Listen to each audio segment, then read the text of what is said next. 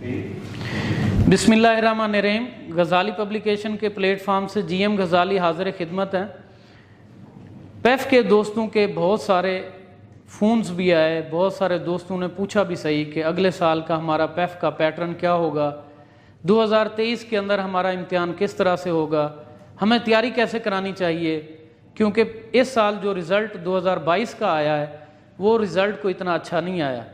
उस रिज़ल्ट के ऊपर फिर मैं किसी दिन को एक वीडियो बनाऊंगा कि उसके रीज़न्स क्या हैं और किस तरह से अब हम अपने अगले इम्तिहान के अंदर 100% नतायज हासिल कर सकते हैं।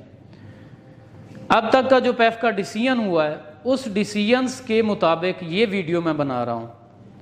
आपका इम्तिहान 2री से 5वीं तक का SNC के मुताबिक होगा और इस इम्तिहान की जो तैयारी है वो आप पहले दिन से कराना शुरू कर दें।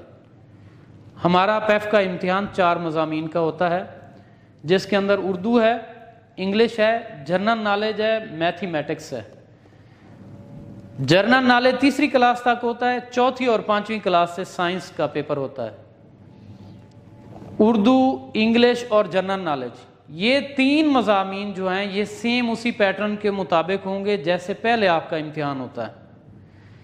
जिस तरह से पहले आपके ऑब्जेक्टिव जितने मार्क्स के आते हैं, जितने मार्क्स के सब्जेक्टिव आता है और जितने मार्क्स का लॉन्ग क्वेश्चन होता है, ये उसी पैटर्न के मुताबिक होंगे।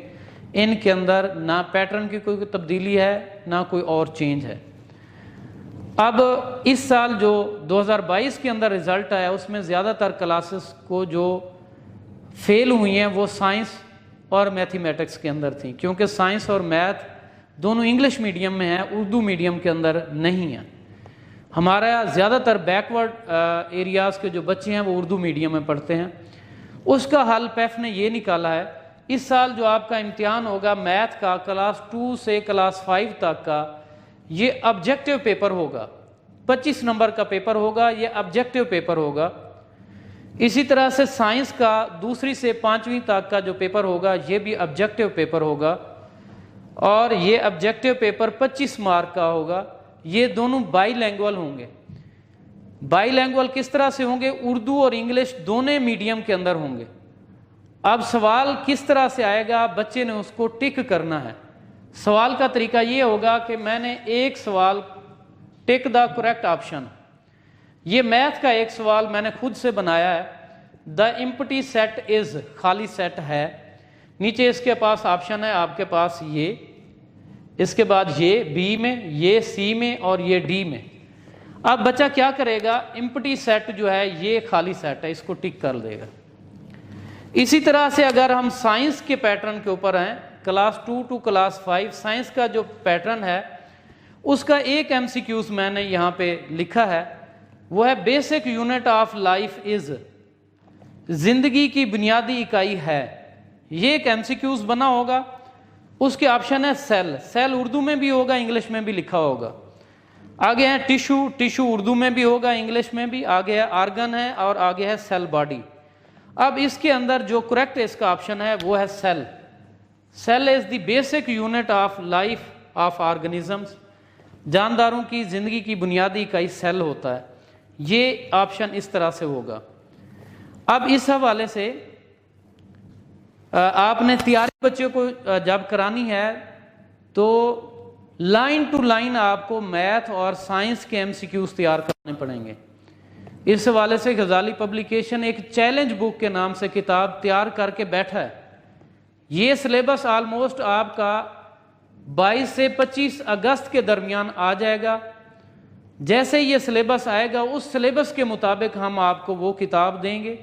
सबसे पहले हम आपको चैलेंज बुक देंगे, उसके बाद जब बच्चा वो तैयारी कर देगा फिर हम QAT के पेपर्स डेवलप करेंगे।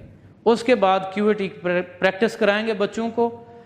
जब इस फेज़ में से गुजर जाएगा इंशाल्लाह हमारा ये दावा सच साबित होगा कि आपका कोई भी सवाल हमारी किताब से बाहर नहीं आएगा, क्योंकि हम उस पैटर्न के मुताबिक सारे सवालात तैयार कर रहे हैं।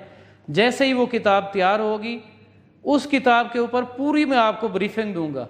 मीनवाइल आप गज़ाली की जो ग्रामर्स हैं उर्दू और इंग्लिश के हवाले से वहाँ से बच्चे की तैयारी कराएं ताकि उसकी जो बेसिक तैयारी है वो हो जाए।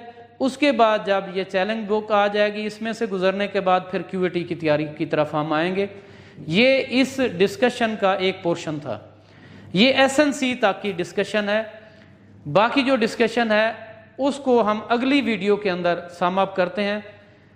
आपका कोई सवाल है तो मेरा नंबर भी हाजिर है, हमारा YouTube चैनल के ऊपर भी आप सवाल मुझसे पूछ सकते हैं। इस हवाले से आपको कोई आगाही हासिल करनी है तो हम 24 घंटे आपके लिए हाजिर खिदमत हैं। अल्लाह पाक आपका, हमारा, हम सब का हामी व नासिर हो। अस्सलाम वालेकुम व रहमतुल्लाहि व बरकातहू।